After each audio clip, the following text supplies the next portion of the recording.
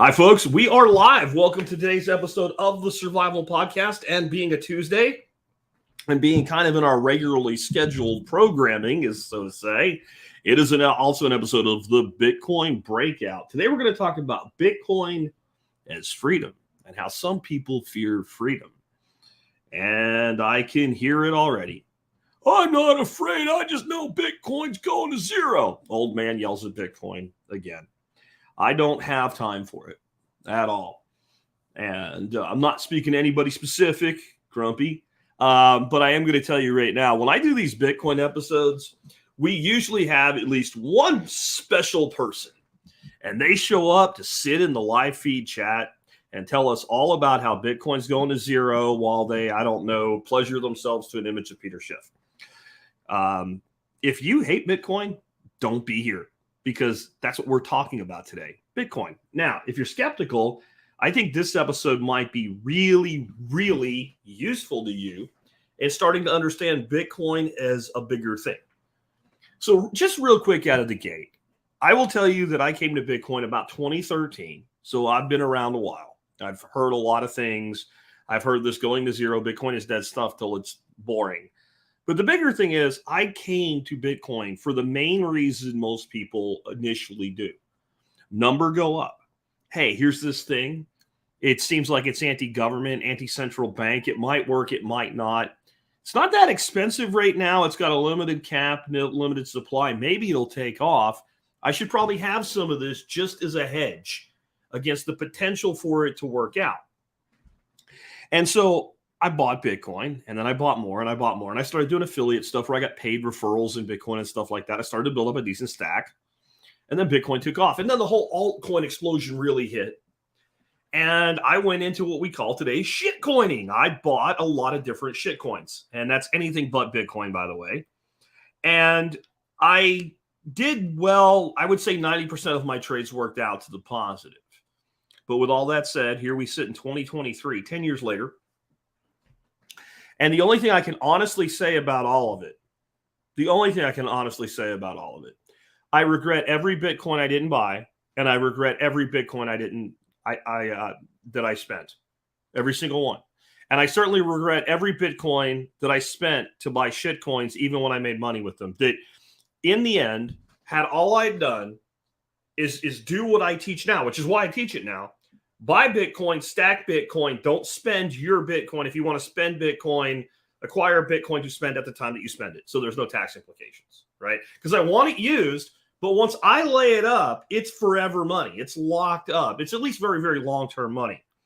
And if I had just done that myself, I would probably be going, hi, folks, this is Jack Spear with the Bitcoin Breakout and the Survival Podcast today, coming to you from the micronation of Jackistan right now. Now, I've done well with it, but I would have done better. And so there is no time to buy Bitcoin like 10 years ago, but there's no better time than the present because we can't go back in time with it. And so I'm coming at it from that way today. And what made this happen over time was more and more I began to discover the real magic of Bitcoin was in what we call an immaculate conception, meaning that there are no founders. There's no Bitcoin Foundation that's in charge of Bitcoin. There's no individual that you can send a subpoena to. There's no place you can send a shutdown notice. You can't make it go away. And you can't say, hey, this person here, founded it and then pre-mined like a gazillion coins and now has benefited at the stake of others. And at the same time, the technology itself can be used to do things like move dollars from the United States and have them appear as pounds in England. And you couldn't stop that either, really.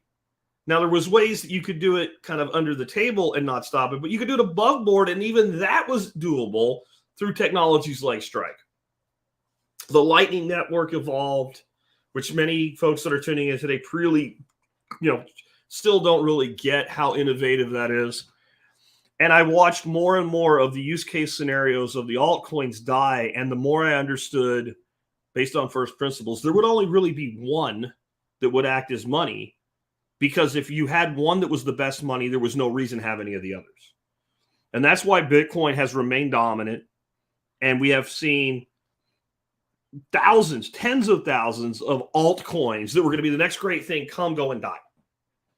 And that's only going to continue. And some of the things that have happened recently have made that more the case. But what's kept me around and which makes me more bullish on Bitcoin now than ever, that I have now taken a position, number go up is the default. It's going to happen. It's an effect of the network effect compounded with the limited supply. I don't need to worry about it anymore.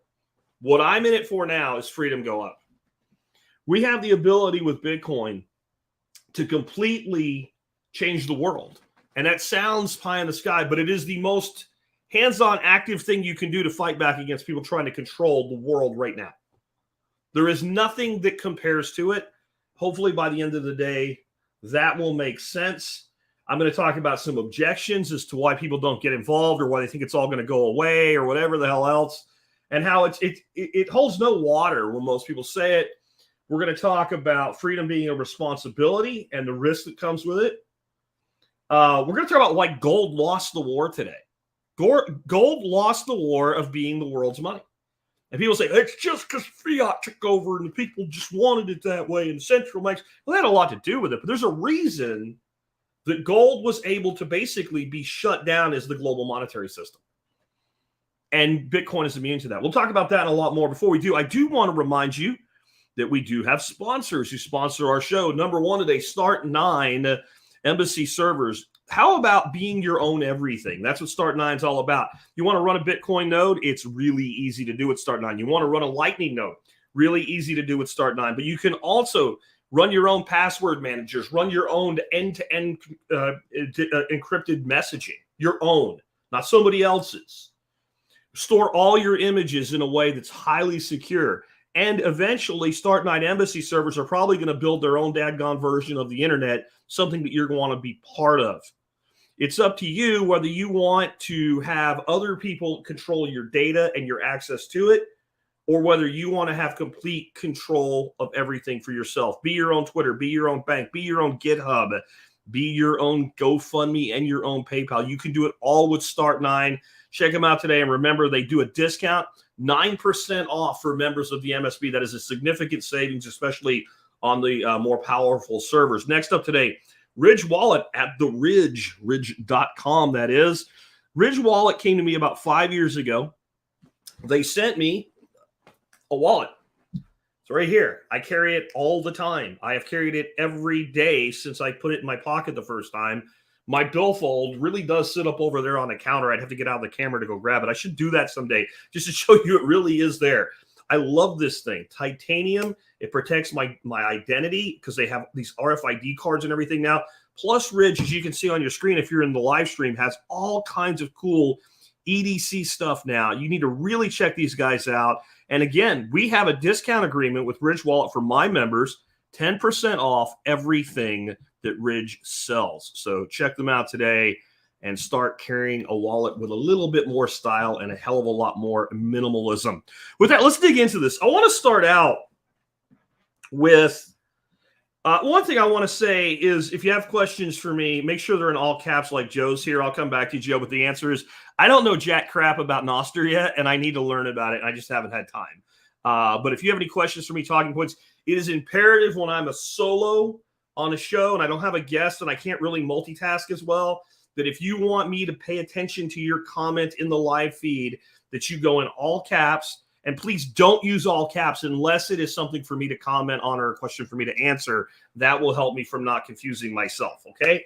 Anyway, with that, I want to start off with one of the biggest reasons I hear people don't get involved with Bitcoin and why it holds no water, why it is really, it is excuse making is what it is. It's excuse making, it's apathy, it's I don't understand this and I don't want to understand this because then I would have to act.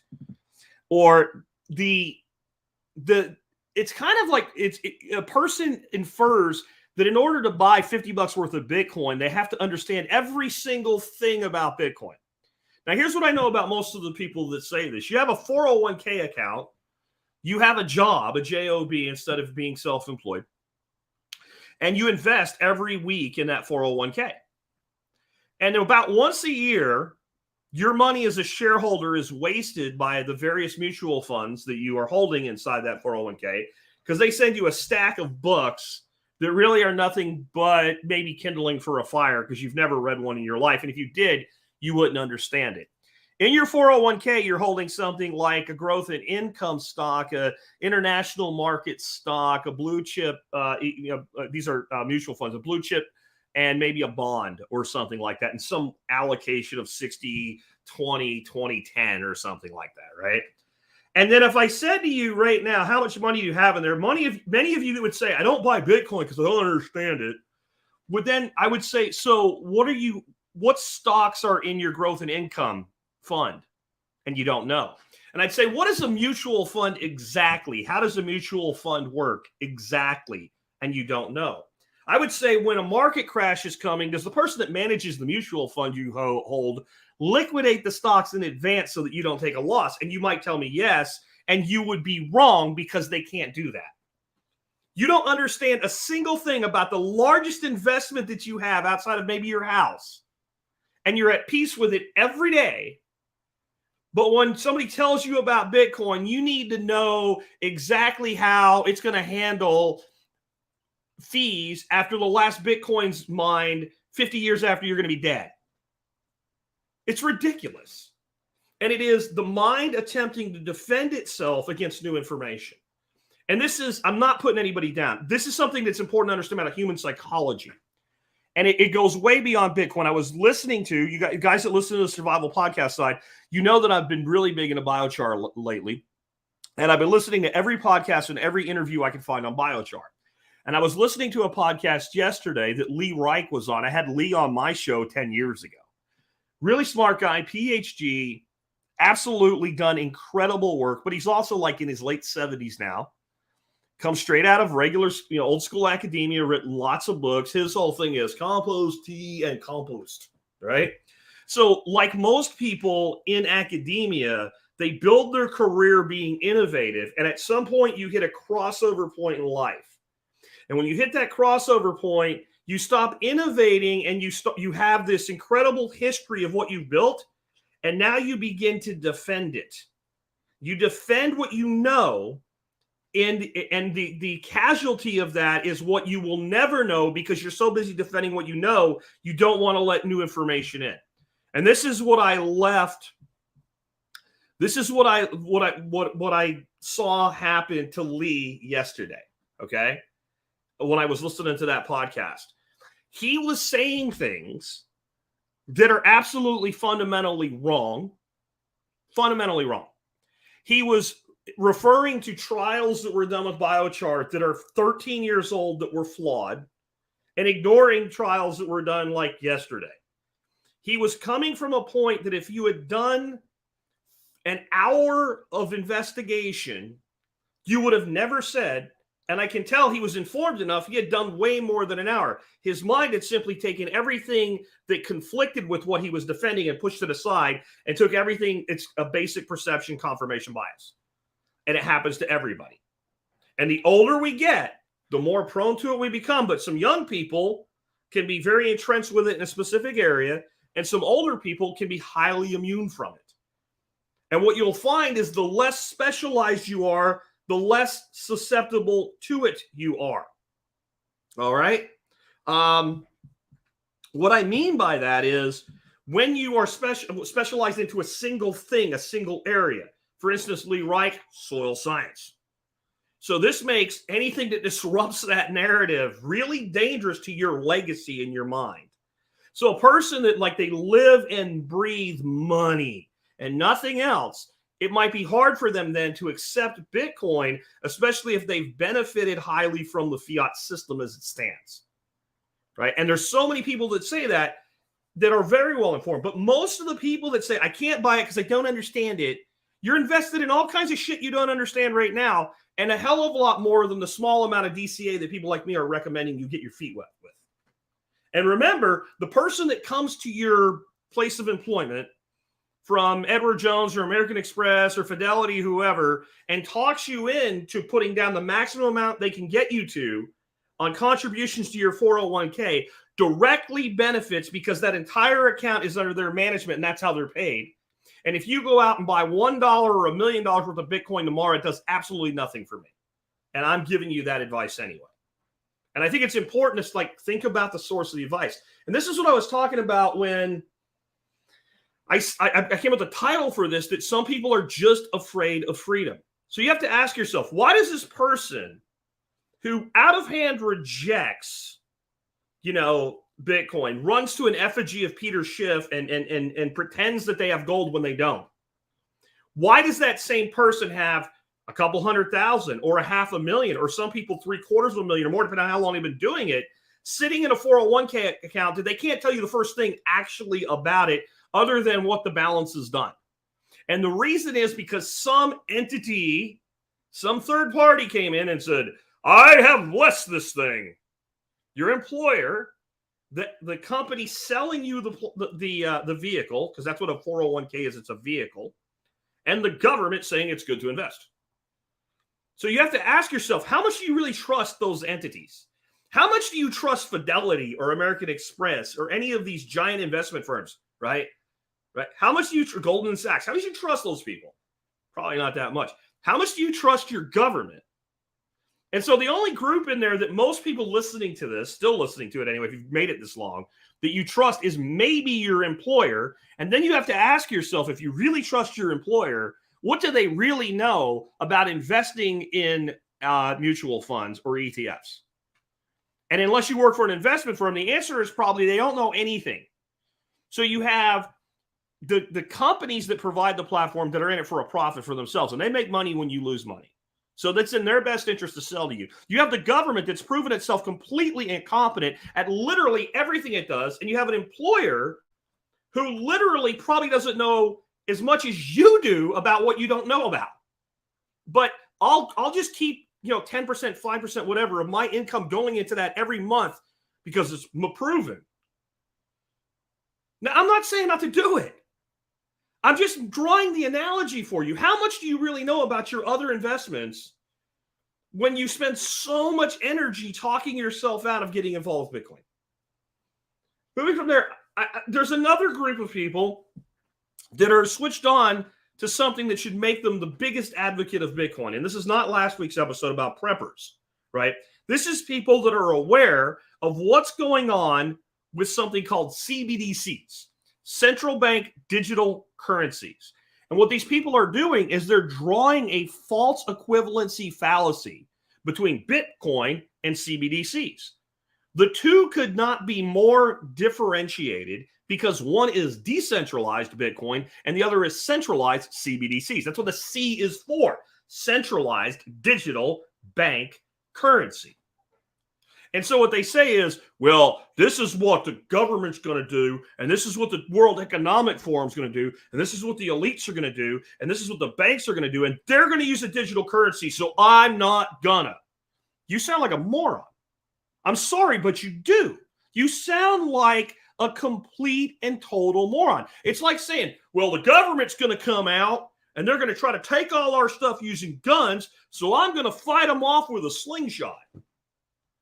Because that's your silver coins, your junk silver, your cash, which is their money. All of that's their friggin' money, by the way, right? That's all your outdated technology. If you're going to be in conflict or even have somebody as an adversary or a competitor, you need technology that's on the level of what they're using to compete with them. And if you don't have it, you're going to get run over. And Hunter's making a very good point here. Who has the keys to your 401k? The government, your employer, and Fidelity. That's who. And the banking system. That's who. Who has the keys to your Bitcoin? If you're doing it right, we'll get to that in a bit, you do. Right? Don't think that your 401k is safe. And I'm not even talking about up and down market volatility. Don't think the government can't decide they hate you, they're angry with you, and they think you did something wrong so they can take your money. That's the thing about Bitcoin. It's defendable. But we need to have an equivalent technology to what they have. In fact, we need a superior technology, and it's what we have. And it is, again, it is because it is a distributed, decentralized technology. So you can't kill it. You can't kill it. Bitcoin is like a game of whack-a-mole, except you have one hammer, and there's 1,000 moles. And every time you hit a mole down in the hole, 3 come up out of the hole and bite you, turn into 6 and go back down the hole. And that's why you're already seeing from the United States government, the SEC, et cetera, Gary Gensler, kind of a white flag of surrender against Bitcoin while they're getting ready. And I'm telling you this, all of you guys, I got this shitcoin and I got that shitcoin. They are getting ready to start eviscerating the crypto space. And all of this time that we've been saying Bitcoin and crypto, and even when I was a shitcoiner, I still told you that. Like, you've got the casino over here, and you've got the gold standard for cryptography-based digital currency over here. Bitcoin is not crypto. It uses cryptography, but it is Bitcoin. Everything else is just crypto. And you're about to see this happen. You are about to see this happen, and the FTX debacle will be the excuse used to go more draconian than you can imagine. And I would estimate within 2 years, 90% of the altcoins that people would say, well, that's legitimate. Not just the stupid ones, garbage can coin or monkey butt coin or whatever. Like the ones that people go, well, there's a use case for that. 90% of those will be gone. Because what's going to happen is they're going to come out with some form of legislation that says if you are a security in the crypto space, it's not going to be the same as going public as a stock. But here's the things you got to do. And unless they have a war chest and enough money and they don't want to just close down, cash in, and bail out, they'll fold. They'll fold and disappear and take your money and run. Because that's what most of these things are, is that you come up with some shit, you spin out a fork or whatever, you get it on a few exchanges, you hire some asshole like BitBoy on YouTube as an influencer, and you pay him 40 grand, he pumps your shit, and then as the retail market kicks up, the founders start dumping all their shit into it and cashing out. Never happened with Bitcoin because it can't. Doesn't work that way. And it's the only one you can absolutely say that about. I still struggle with people that say there's nothing in the market that's decentralized fully and not a security other than Bitcoin. I struggle with that because any fork that was done without a pre-mine or a founder's reserve that doesn't have a marketing department, it would seem very hard to make the case that it is not equivalent under the law. But we'll have to let that play out. But we know which one already passes the test because we've been told and we've seen it. And what we need to understand is we're looking at this and people keep bringing up gold, but gold, but gold. Gold lost the war as the monetary instrument with which the world would conduct business by, and it's not going to go back. Okay? It isn't. Because it can't. Because gold is from a different time and place with different technology. How do I transfer $5,000 worth of gold from here to Tokyo without counterparty risk? How do I do that? And the answer is I don't. I don't. It's not possible. If you want to trade gold coins and silver coins across your fence to buy figs or chicken eggs from your neighbor, go ahead. And if it makes you feel great, great. But the reason gold died as a form of currency is because we entered a digital age where things move at the speed of light. To move at the speed of light, you must be weightless. You must be out of the gravity well.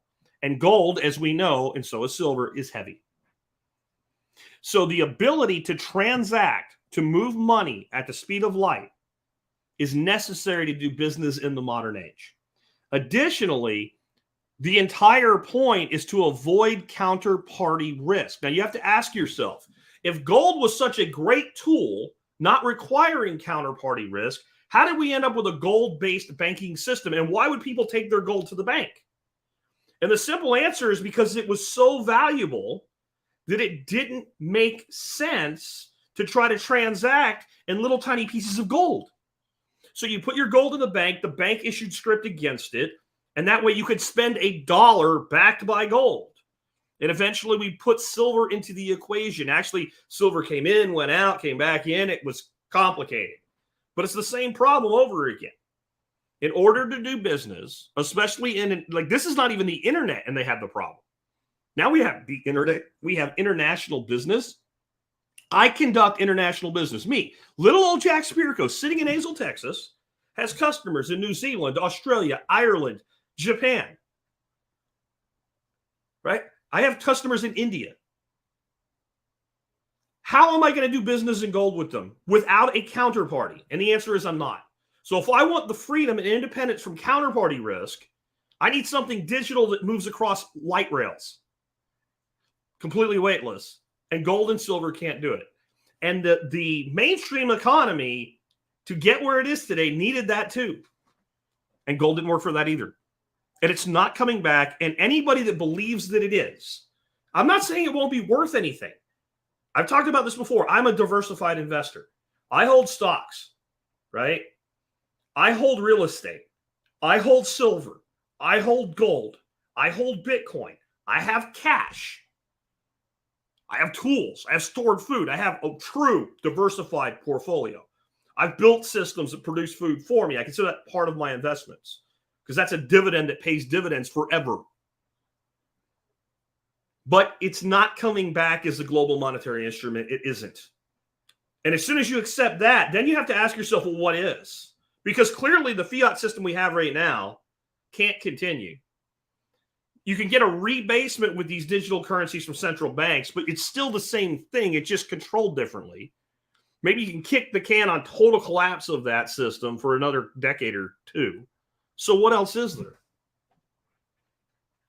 And there is no what else. There is no second best. There is no number two. In the words of Michael Saylor, there is only Bitcoin. When it comes down to the thing you know you can bet your future on. And one of the biggest reasons people are afraid of Bitcoin is because they are afraid of freedom.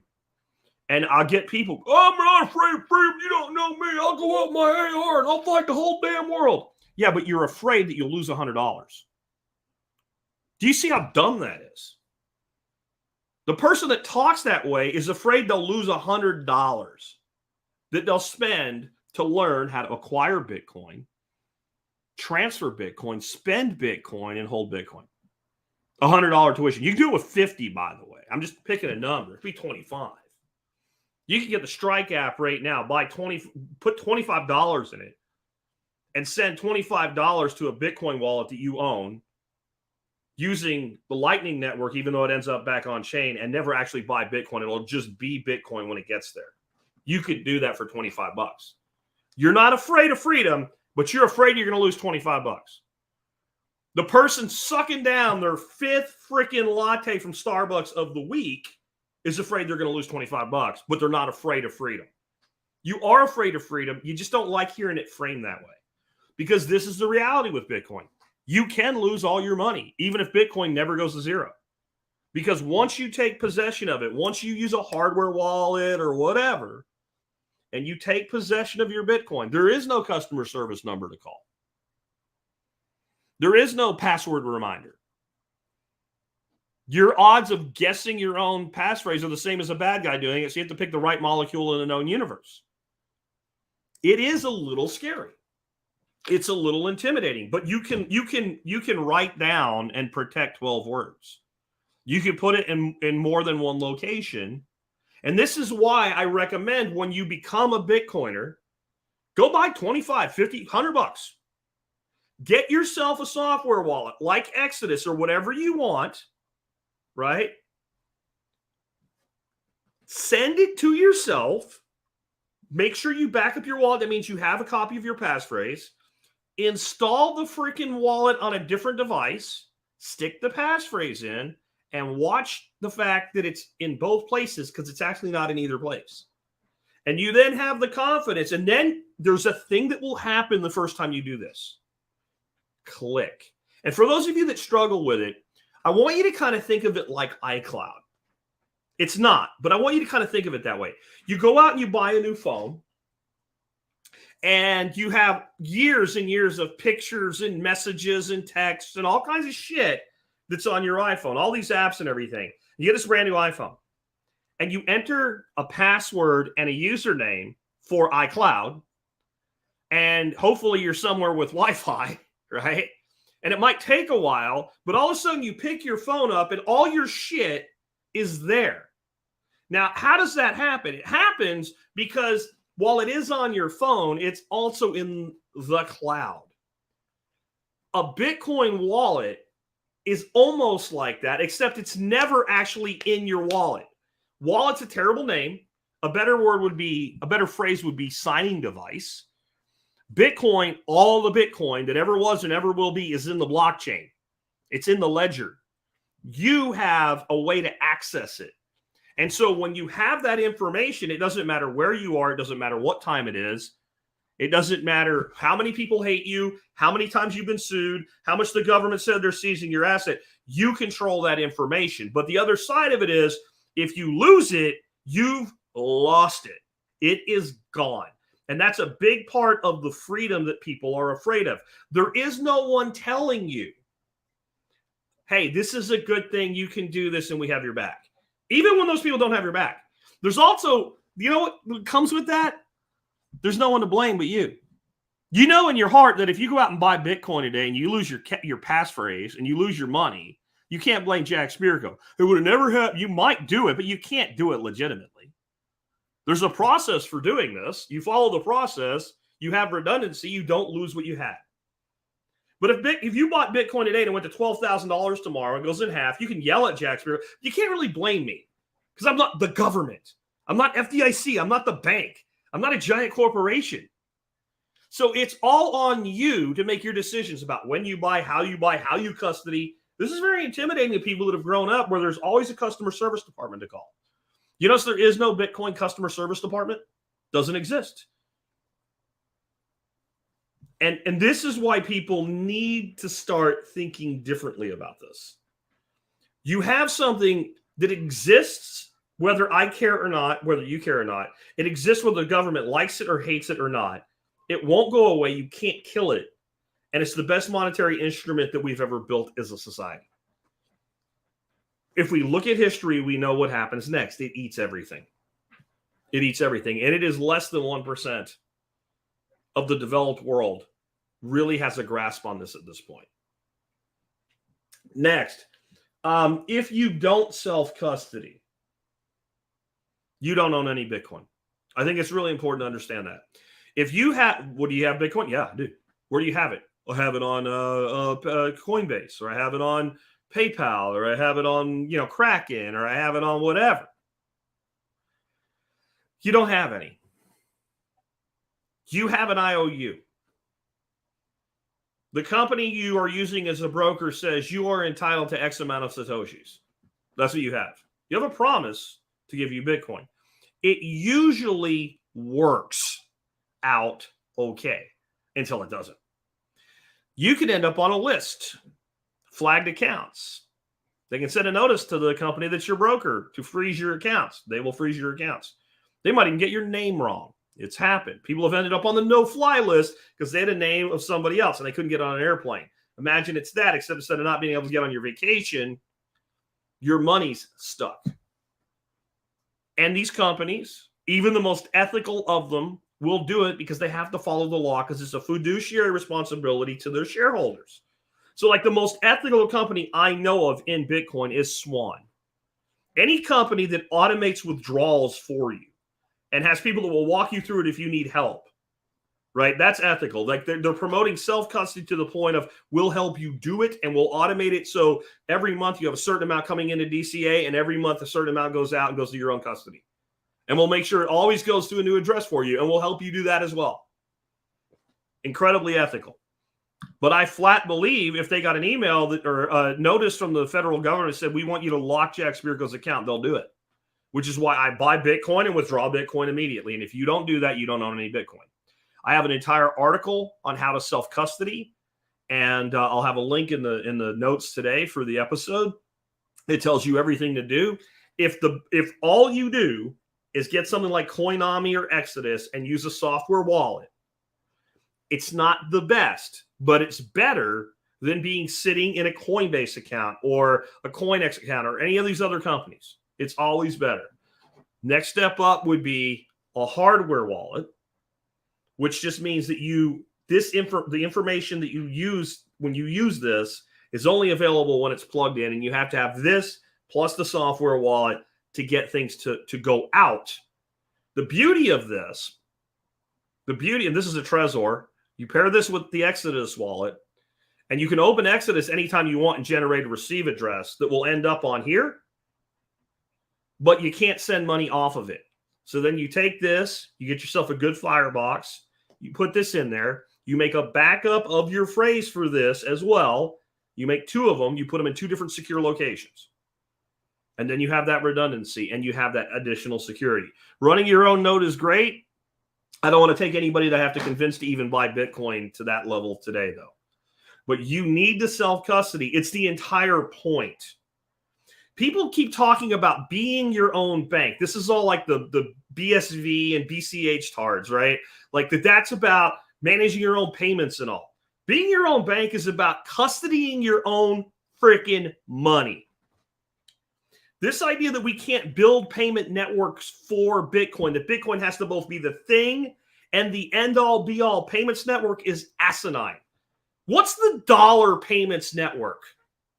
The US dollar is the most successful currency, whether you like it or not, the most successful currency that's ever existed on the planet. I think its days are numbered, but up till now, it's had a hell of a good run. What is the dollar? Is there a dollar payments network? Or are there payments networks that transmit dollars? Visa, MasterCard is not the dollar payment network. It's a payment network for dollars that moves dollars. International wires are not the dollar network. They're a payments network that moves dollars.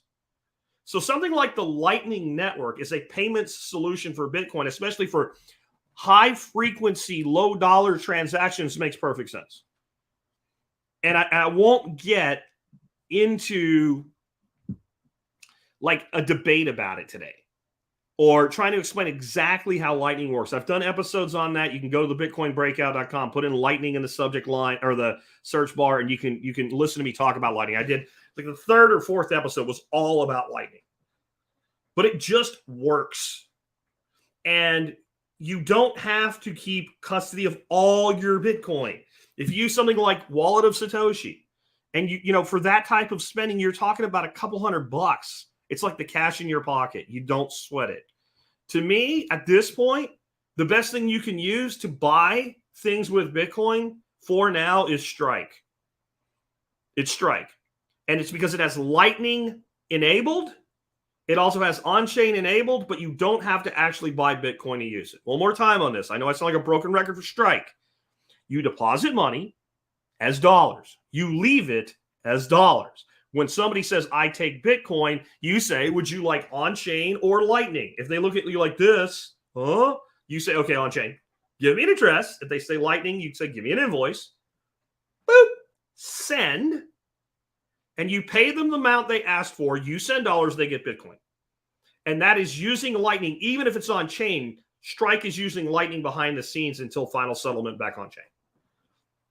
It works, and it works every time. And it's just a better way to do things. And so that's a payment network. Strike is a payment network built on top of a payment network that's built on top of Bitcoin. And we're only going to see more of that. And all these calls for privacy and my Monero and what have you. Look, I like Monero. I like what it does. I like that it has a fairly significant network effect. I don't, however, know how it's going to be affected by this whole everything but Bitcoin as a security. I think it's a fairly defensible position, but being right doesn't make you necessarily win against the government. Bitcoin, we know what we get. And it's a safer bet now at $25,000, $24,000, 23, whatever it is today. It's a safer bet now than it was when you say you would have bought it if you would have known when it was $1. It's a much safer bet because it's a much larger, better defended network than it ever was back then. There was a real risk when it was $1 or $2 or 25. It could have went to zero. That's when it was vulnerable. It's too late now. The monster is out and replicating itself.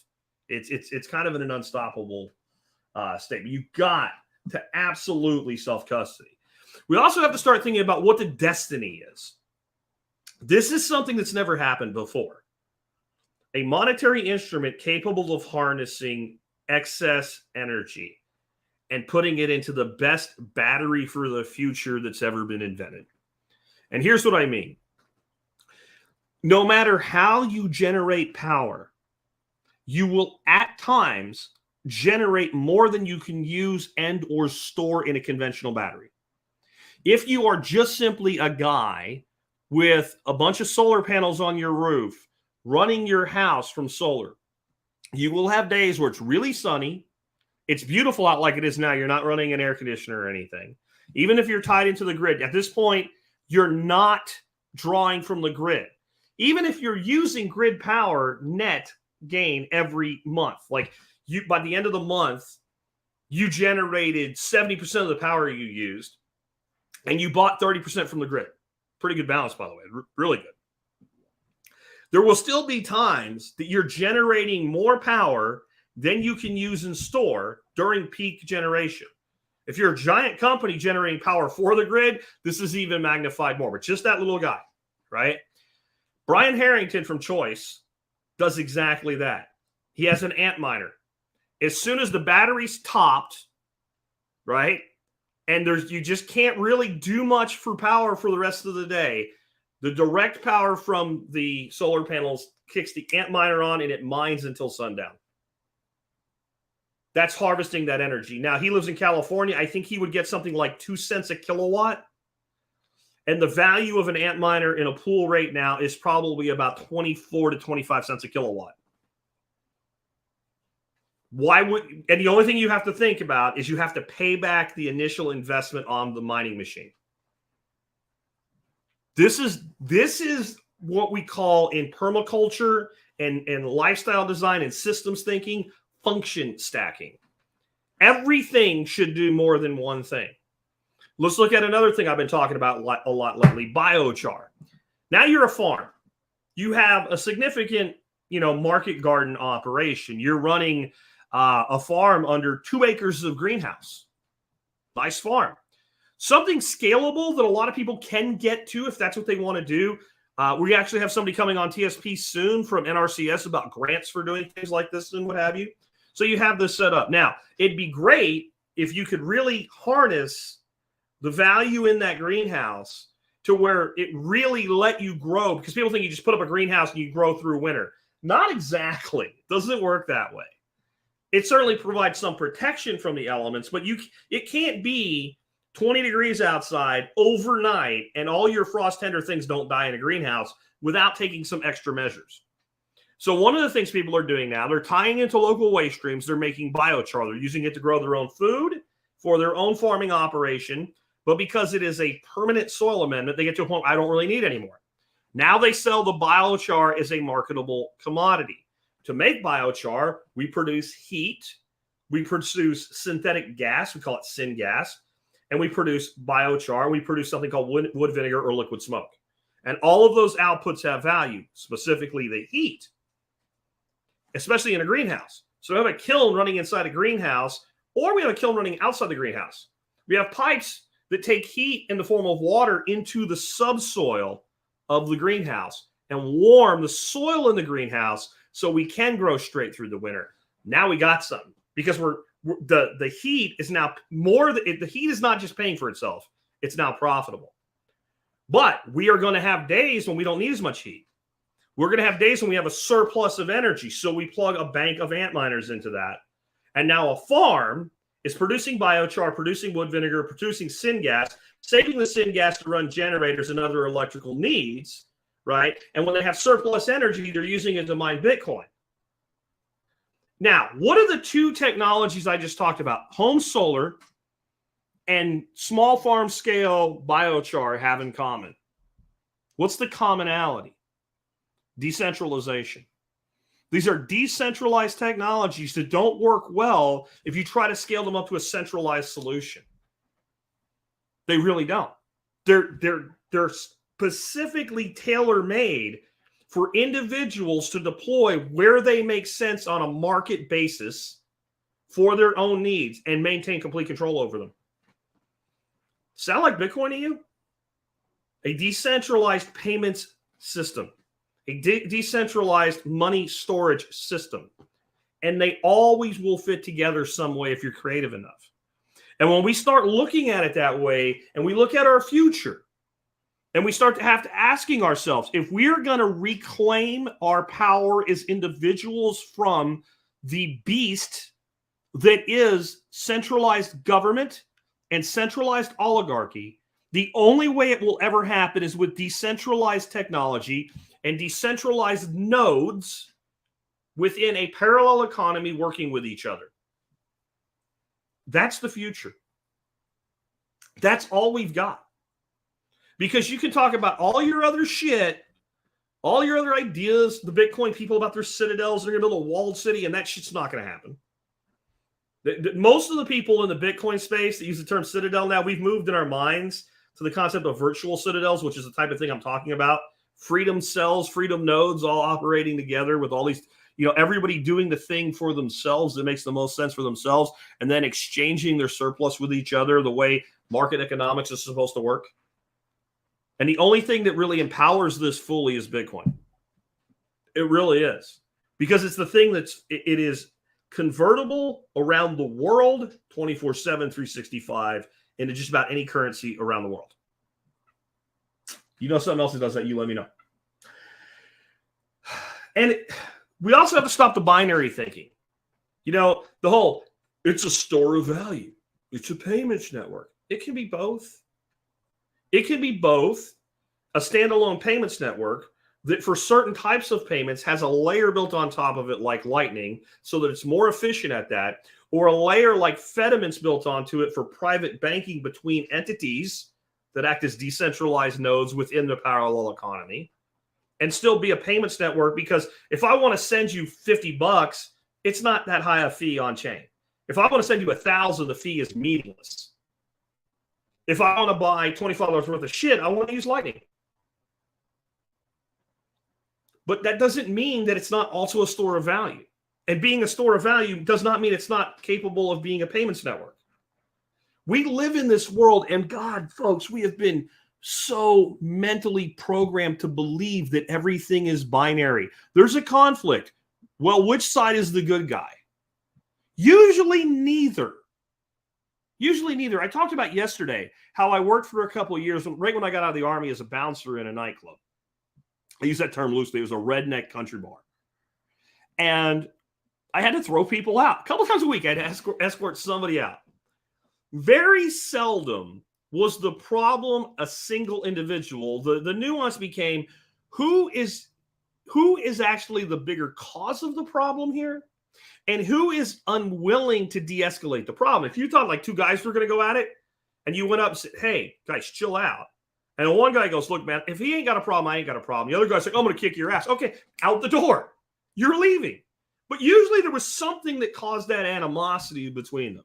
When two nations are doing it, they both did something. But no, we're programmed black hat, white hat, right? Black hat, white hat. 1 and 0. Pepsi or Coke. Gold or silver.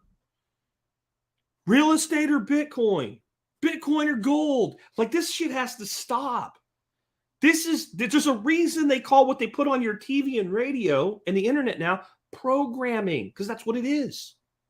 And this is the single biggest coup they've ever had, is to get rational, sane, logical people capable of multifaceted thinking to be willing to make everything in their life binary. What you have when you look at the Bitcoin network is a means by which people can do business across the globe at the speed of light in an uncensorable and totally secure way. What you do with it from there is there's 1,000 things. I could just start rattling shit off we could be doing with this.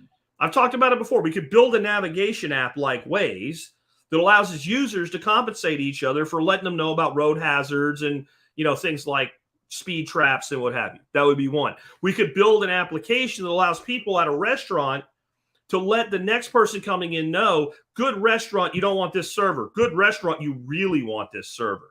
Right now, there's a 45-minute wait here, but there's a restaurant across the street that's also really good that's not on a wait.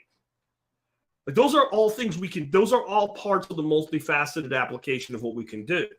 This idea that it has to be able to replace the Visa network by itself, replace the international settlements network by itself, and buy a scone by itself all at the same time are ridiculous. Nothing else has ever done that. Why would Bitcoin be any different? All it has to be able to do is fit into various networks and applications that allow it to do those things. To be able to have protocols built for it so that it can do things we can't even think of yet. We have to stop thinking binary, and it's more than Bitcoin. Did I put that bullet point in for today in my show notes? It's in everything. You have to stop thinking binary when two nations are going into conflict, that one must be the evil. One must be the bad one, and the other one must be lily white and good. Even if one is better, whatever that means to you, it doesn't mean they're both right. Again, if two people getting in each other's face at a bar, if it is seldom the case that one is absolutely in the wrong and one is absolutely in the right, what are the odds that two nations are that way? When it comes to, well, what do I do in my life? Should I have a business or should I have a job? Maybe it's not binary, right? Maybe there's actual use for the term non-binary instead of mental illnesses. Maybe it's, hey, maybe it's a side hustle. Maybe I figured this out. Maybe I have other ways of generating income that aren't side hustles or entrepreneurship, but they're outside of the job world. Maybe it's an investment strategy. Is real estate holding and being a landlord really being a business owner? It is for tax purposes with other advantages, but it's not your typical business like mine that I have to see to every day. There's a lot of ways to generate income. We can also work on the outgoing side to a degree. So we have, in all things, we have to get off of this idea of is it one or is it zero? It is the single biggest thing that they use to control you. It's the single biggest thing they use to control you. Think about COVIDs and how immediately two camps formed to the absolute extreme. And so everybody shouted at each other and nobody listened to each other. Think about any major thing that society has disagreed with, and think about the people that were right generally were the ones that say, let's figure this out, and both sides told them to shut up. That's generally those are the people that can think in more than 1 and 0. So with Bitcoin and all things in your life, no more 1 and 0, folks. If I get nothing else from you today, agree to that. Then work on it, because it'll take some deprogramming to get it done. People that say Bitcoin isn't going to make it, it's going to go to 0, the Peter Schiffs of the world, etc. Let me tell you something about these people. These were the same people in the mid-90s that said the internet was a fad. They were the same people in the late 80s that said nobody would ever use a cell phone for their daily communications. They are the same people that yelled at the first person that made a fire with a ring of rocks around it. Just a different time in history. This is typical, and it's kind of where I started with. There will always be people that will cease advancing and seek to defend the thing that they have built their life on, whether they've built their personal legacy or they've had success with it. And I think that for most people, again, I'm generalizing here, so don't get offended if you're older and it doesn't apply to you. But it's about 55. It's about 55 for the average person, and it's probably going down in our society today where everything's been simplified down to microwave society. But there's a point where I just don't have time to learn anything new. I don't care. And if that person is not successful, then they're just miserable. But if that person is successful in the world, then they seek to defend, even if they believe themselves to be successful, they seek to defend what they have. Like I mentioned earlier about Mr. Reich. I should say Dr. Reich and give him full credit. When he was attacking the biochar movement and using incorrect information while at the same time being a smart enough person, he could know more about what it really does in a week than I could in 6 months. It's a defense of a legacy and a defense of what I've built, and I don't want to be bothered with these new things that I don't think are necessary. And it's something we all have to fight. And I think that the best way you can fight it is to become a polymath, a person who is kind of a modern Renaissance man. Try to become well-versed in many things. And that way, none of them become your sacred cow that cannot be slaughtered, or the sacred calf that can't grow into a freaking meat steer. Okay? Yeah? But yeah, there's been people saying this since the beginning. And my question for the people that are still holding out on this, how long does Bitcoin have to do what Bitcoin has done ever since it started before you'll admit that you were wrong? If Bitcoin's here in 5 years, will you admit that you're wrong? If Bitcoin's here in 10 years, will you admit that you're wrong? If Bitcoin is here in 10 years and worth over $1 million per full Bitcoin, will you admit you're wrong yet? You won't. And you'll probably say, man, if I would have only known back when it was $16,000, I would have bought a bunch of it. But you didn't, so no, you wouldn't. There has always been people like this. And we are entering what I call Bitcoin spring as we head to the next halving. Right now, I personally think for this cycle, the bottom is in. It was somewhere in the 15.5 or something like that.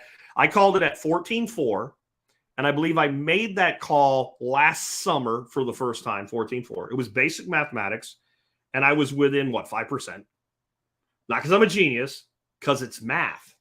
Because it's a mathematical pattern with a guaranteed distribution rate, and we have enough historical data now to look at it and go, oh, this is how it works. So about 430-ish days from now, the amount of Bitcoin being produced each block by miners will cut in half yet again.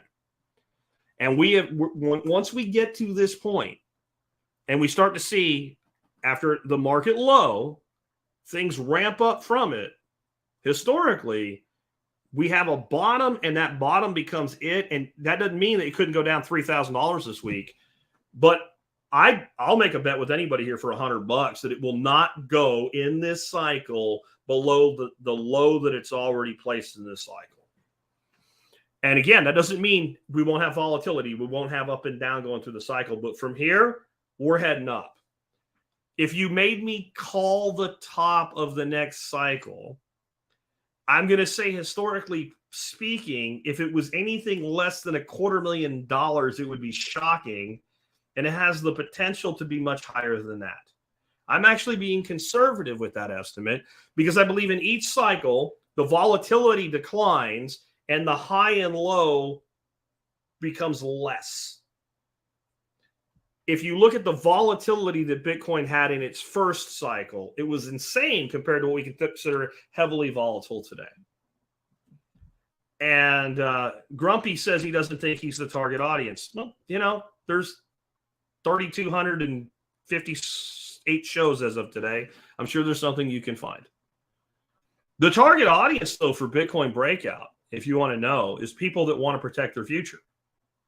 And if you take the most powerful monetary instrument given to the average person and you discard it because you don't understand it or you're afraid of it, that doesn't make a lot of sense.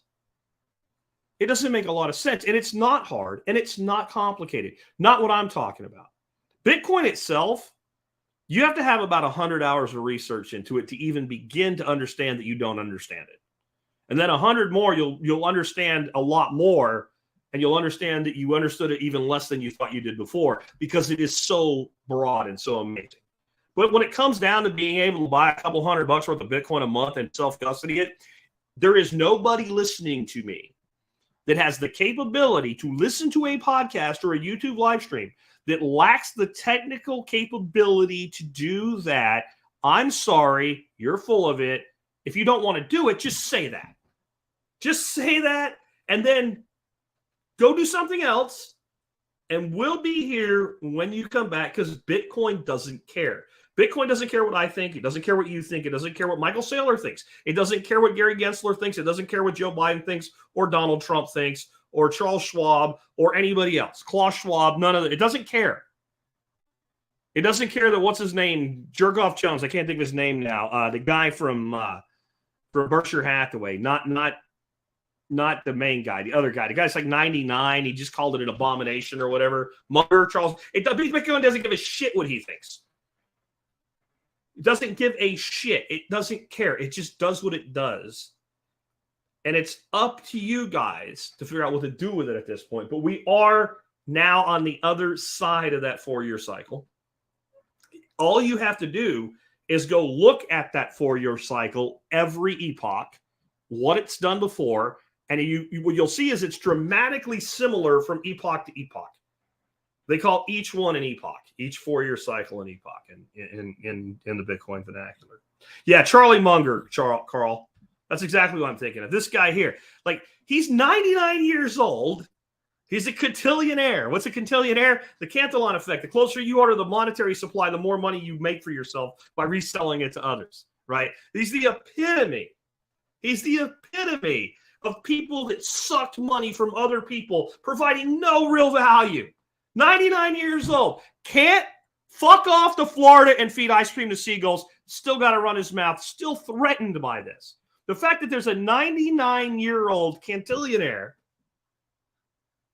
bad-mouthing Bitcoin instead of going off and enjoying his retirement that he could have taken 25 years ago, who's a parasite on the average person, tells you they know they've lost. They're afraid. Imagine being 99 years old and feeling compelled to be involved in that when you have so much money, you could literally buy an island nation and live there. Fear. John says, I need it to stay low for another 1.5 years. Not going to happen, John. Not going to happen. It's not going to happen. It isn't. And what we call low is it changes across time. I'll just say that. There'll be a time when people will be like, man, I hope it goes to 50,000. Man, I hope it goes down to 100,000. Man, I hope it goes down to 500,000. Don't think I'm bullshit when I say that. Joe says, good morning. What is Nostr and how does it work? I'll give you what I know. I know what it is. I don't know how it works. So it's a protocol that allows people to share information kind of like Twitter. My understanding is you get a application and then you get a public and private key, and then whatever application you use, it shares all across the Nostr network, and anybody with whatever app they're using can see into it. I have not taken the time to do this yet. I'm a busy guy. I can't do everything. It is not a Bitcoin thing, but it works with a public and private key, and Bitcoiners are really jazzed about it. That does already have enabled, like for lightning tipping, they call it zaps or something, like where people can actually send Bitcoin via lightning to each other and what have you.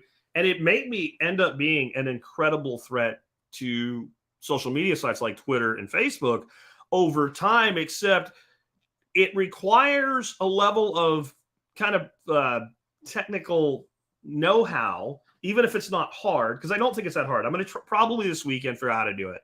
And it probably won't take that long. But the fact that you have to figure out how to do it, instead of just like install the Twitter app, set up a username and a password, hit a confirmation email. Now you can use Twitter. Like, because it's not that, its network effect will be limited for a time until somebody makes it really, really super slick and easy to use. I don't know more about it. I have asked for someone who is a subject matter expert on Nostr to come on my show as a guest. If you are that person or know that person, let them know. They can go to the Bitcoin Breakout or the Survival Podcast, fill out the form, just click the tab that says guests, fill it out completely. It will go to me. I will look at it. I will evaluate it. If I think it's valid, I'll send it to Dorothy for final verification, and she will reach out to you and book you. I would love to have somebody on to talk about it. Speaking of podcasts, listen to the What is Money pod. Good job, Jack. Oh, yeah, for those who don't know, that's why I started that one, even though Hunter did not all cap it. Robert Breedlove was good enough to have me on his podcast, What is Money? That dropped last night, I think, on YouTube, and I'm probably in his podcast feed by now as well. I really like Robert Breedlove. I think he's an incredibly smart person, incredibly deep person who really understands the Bitcoin space.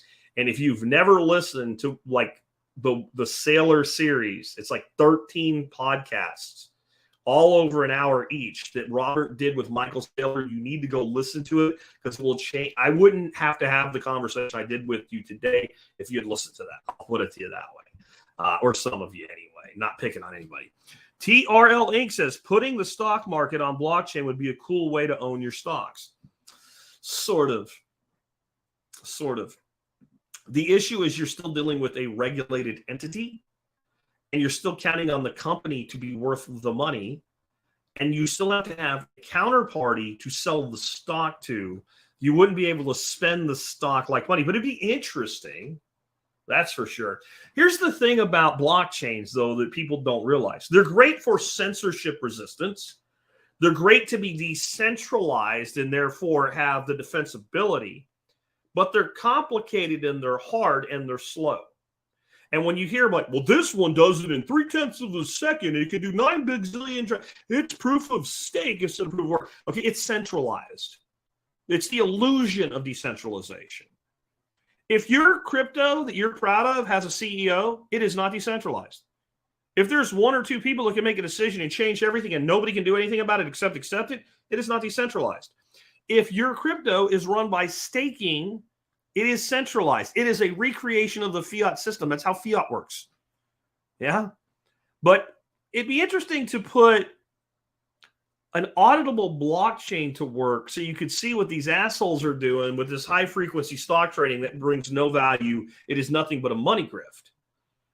Many of you don't know this. You talk about scams. There are companies that pay more money for a computer bank in a data center on the the side of the building that's closer to the New York Stock Exchange, so their fiber optic cable's a few feet shorter, so they can front end run the automated trading against the guy that bought the one on the far side of the building. It's called high frequency trading. It brings no value to anybody. It is legalized plunder, and it's done every day, every second that the market's open.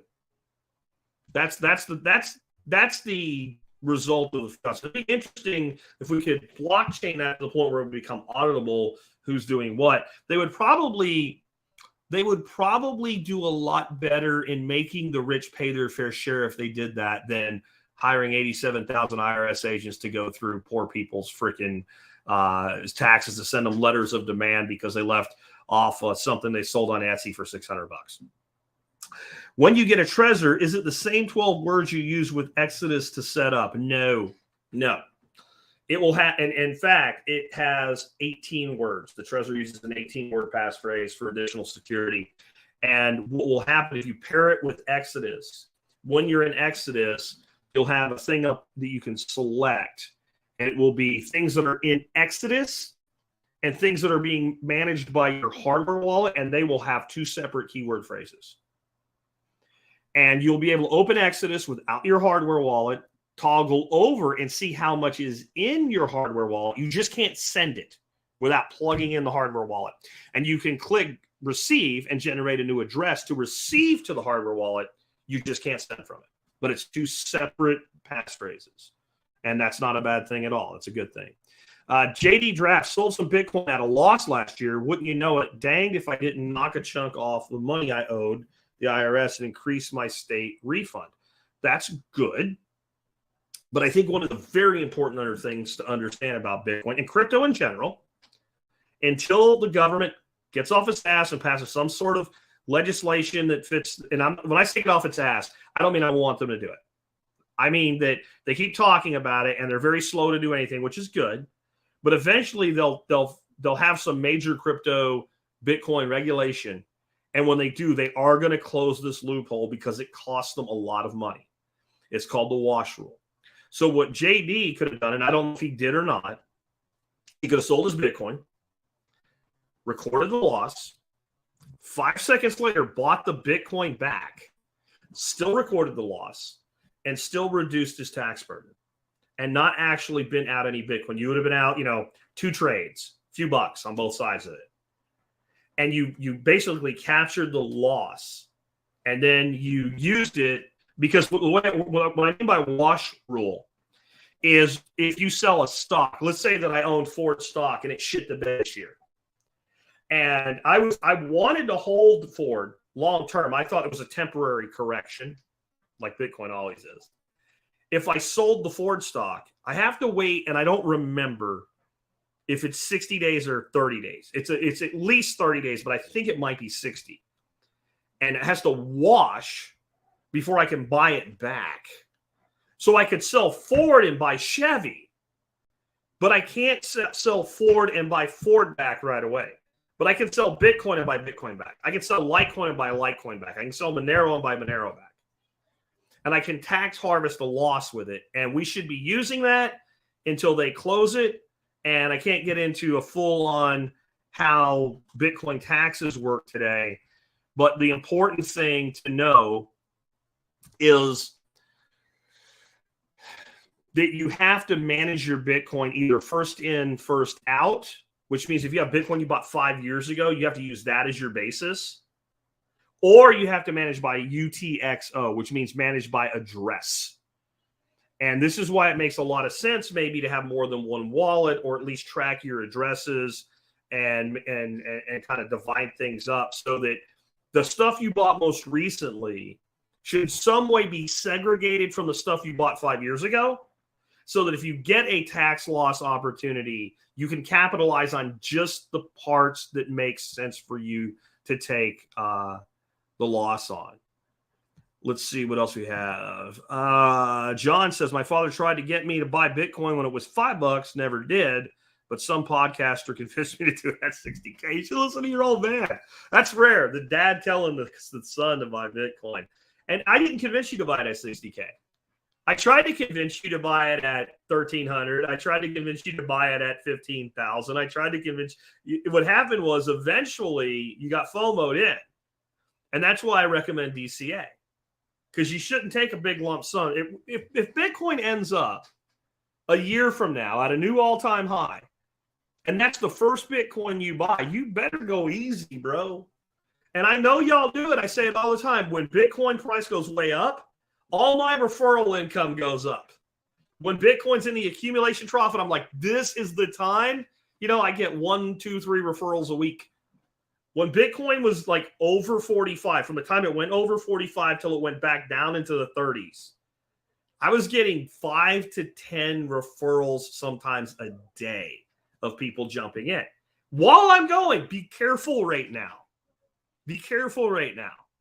When you're at all-time highs, that's where it doesn't mean you don't buy any at all. And how far off is that all-time high from the previous high? That's another thing to look at. So when we go ramping back up, when we're $5,000 over the previous all-time high, I'm not that worried. We end up $200,000, $300,000 past it. We end up $50,000 past it. You got to be a little more cautious. Don't FOMO. Take your time. And he says, I thank you for it anyway. Well, good. I'm glad. I hope you've been buying while it's coming down. Thoughts on the recent JPEG in the Bitcoin chain? So that's the ordinals thing. I don't know a lot about it. I'm not worried about it. I don't care. I don't care. I don't care. I don't care. I don't care. I don't care. I don't care. Right? Bitcoin maxis attack each other all through the bear market. We disagree about some NFT bullshit, and all the shitcoiners come out and tell us it's the end of all for Bitcoin. Sorry, guys. Bitcoin's bigger than that. It's not worth worrying about. Move on with your life or participate in it. It's up to you. Thanks. So send from Exodus to Trezor. No. So when you set up your Trezor and pair it with Exodus, you could send it, but there's literally a transfer button. Like, I want to transfer my Bitcoin from Exodus to my hardware wallet. It's that simple.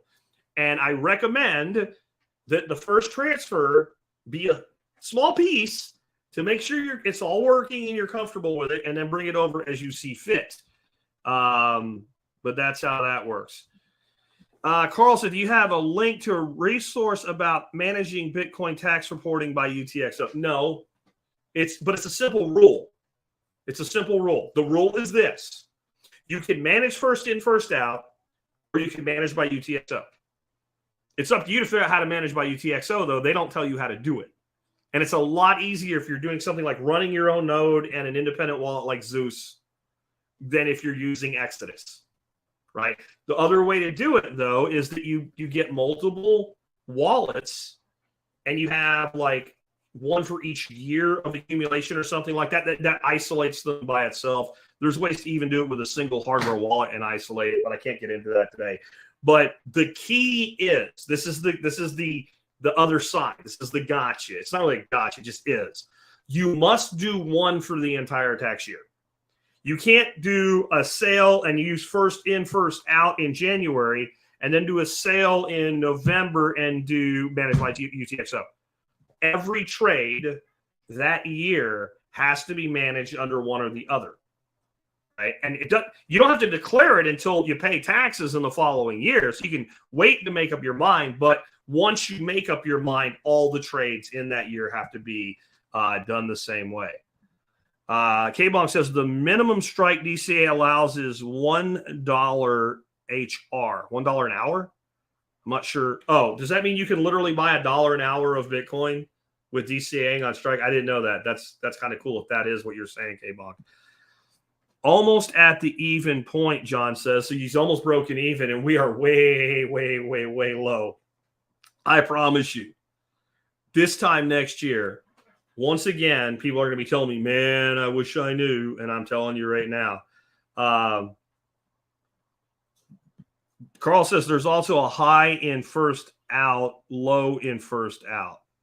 I think that means aggregated average across all of the Bitcoin from that first in, first out.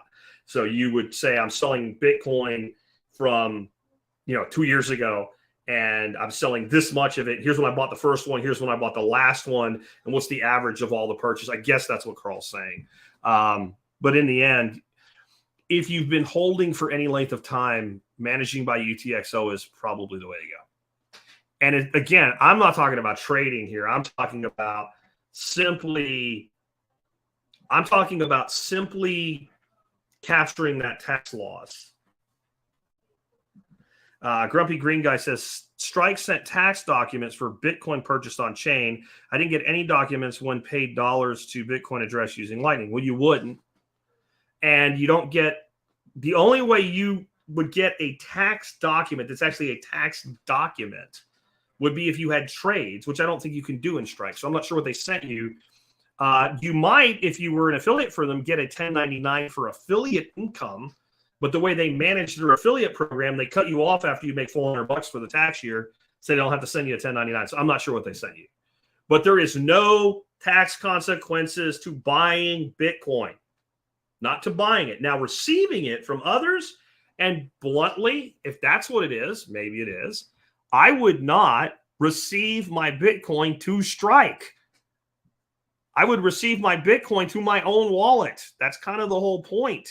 Even if I'm integrating payments on a website. Now, Strike is doing things with Lightning where you can let people pay you however they want. They can use an American Express card. You end up with Bitcoin. If you want to do that, I get that at scale. But in general, small businesses, if you're accepting Bitcoin, don't use Coinbase. Don't use Strike. Don't use any of them to receive Bitcoin from your customers. There's plugins for that, and you're good. I'm going to answer one more and I'm going to go. Stanbridge says, does a Bitcoin node help secure the network, or is that only done by miners? It's not that clean. So a Bitcoin node helps make sure the network is secure from two standpoints. Everything is as it's supposed to be. Every single node looks at the past blockchain, looks at the current block and says, I see this. This is what it looks like. This is what I'm saying is. And when enough nodes all agree, that's locked in. And every miner is also running a node. That's another way to look at this too. So the miners are also node runners. The other way that node runners are really in control beyond just miners is that when there's a Bitcoin improvement protocol rolled out, some sort of a software, and they say we've added this feature, unless 51% of the nodes pick it up and upgrade to it, it kind of becomes orphaned, and it can become somebody else can run it as a fork, but it won't be Bitcoin.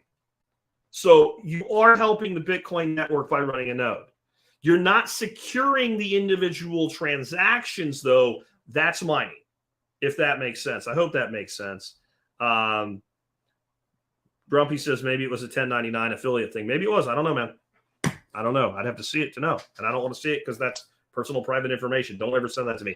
Anyway, guys, I hope you guys enjoyed today's show. If you did, remember, there's a lot of ways you can help support the show and the work that I do. But the simplest, easiest one Do your online shopping starting at tspaz.com. Whenever you're going to buy something online, start there. You'll help me out no matter what you buy.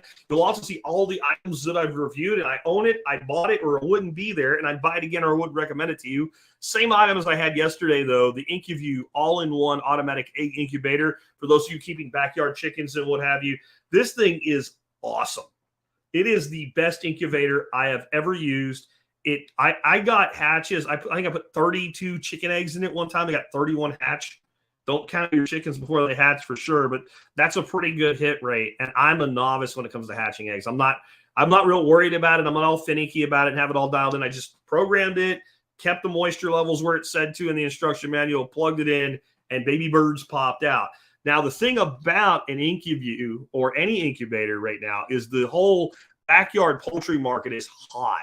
And especially if you have birds that are like unique birds or something, you could probably hatch out a few batches and sell, started pullets at a profit and pay for the damn thing, plus buy your food for your birds for the year from having one of these. I really recommend you check it out if you're a backyard poultry keeper. If not, well, you can still do your online shopping starting at tspaz.com. I hope you guys enjoyed today's show. Fold card for buying items, says T River. Right, you're absolutely correct. There's a link in the video notes below. There'll be a link in the audio notes as well for today's episode on both websites to get the fold card. And if you use my link, you get like 20,000 or 25,000 sats when you sign up and get your card straight out of the gate just by using my link. And I get, I don't know, 250 sats or something. I get something if you do that. And so I would appreciate that. But you can also, if you've been wondering, like, well, what tools should I use for my Bitcoin? What wallet, whatever. If you go to the bitcoinbreakout.com, thebitcoinbreakout.com/tools, everything I use and recommend, if I recommend it, I've at least used it. I might be using something else now. But like all the getting started stuff you need to buy Bitcoin, to trade Bitcoin, to send Bitcoin, to receive Bitcoin, to successfully store your Bitcoin, to self-custody your Bitcoin, all of it is available on that page. The bitcoinbreakout.com/tools. And I am on Twitter. Let me edit my Twitter thing. I still have CJ on the Twitter thing right now. But you can follow me on Twitter, especially for Bitcoin content. That would be the place to really do it. I am the Survival Pod C. Because even though I'm a pretty good marketer, when I signed up for Twitter, I really wasn't thinking. I should have put either Jack Spirko or Modern Survival on Twitter as my handle, but I wanted to get the podcast name on there, and that was as many characters as Twitter would let me use all those years ago when I set it up. If you follow me on Twitter, you will actually see my tweets now, thanks to Elon Musk, because people are like, why weren't you active on Twitter for so many years? Did you just hate Twitter? I was shadow banned. And I decided if nobody was going to see my tweets, there was no point in being there. Elon Day came and boom, all my people saw me again. So I'm very active on Twitter now. We run weekly polls as well. We have a unique one running right now. You get over to my Twitter handle. You can vote in that poll. I try to run one every day of the week that make people think about things. And then on my Monday show, I read the results. So you can do that. You can also catch us on fountain.fm, where we made the top 10 again. Last week we fell out of the top 10. The week before we were number 3. Today we were like number 8. So we go in and out sometimes, but I'd say we make the top 10 on Fountain at least 3 weeks out of the month. And some months we make it every week. So thank you guys for that. You can always send me value for value on Fountain or using any podcasting 2.0 app. I will catch you tomorrow. We're going to be talking about growing your own food tomorrow. I don't remember exactly what the guest had out, but it has something to do with that. My wife mentioned to me right before I went live. I wasn't really paying attention because I was trying to get in here to go live. But anyway, guys, thanks a lot. Catch me tomorrow. Thursday, I'm going to be doing something standalone. I don't know what yet. And Friday, I haven't decided. Wait, Jack, Friday's supposed to be expert council. Got some pikers on the council. And so I am going to give the whole council the week off. And I've asked everybody on the council to try by next week to get me 2 segments. That'll give me 3 weeks worth of content as a backlog of expert council stuff. So we're gonna take a day off from that. On that note, I do have some pikers in the expert council. I have some real smart people, but they're real pikers. They're always not having content in, which means I have room for people that are not pikers. If you would like to be a member of the Survival Podcast Expert Council, send me an email, TSPC expert in the subject line, jack@thesurvivalpodcast.com. Give me your pitch as to why you will make a good council member, but know this. I'm probably going to immediately give you a subject or tell you to come up with one of your own and to make basically an audition segment, to record it and send it to me, and we'll go from there. With that, it's been Jack Spirko with another edition of the Survival Podcast, helping you figure out how to live that better life if times get tough or even if they don't.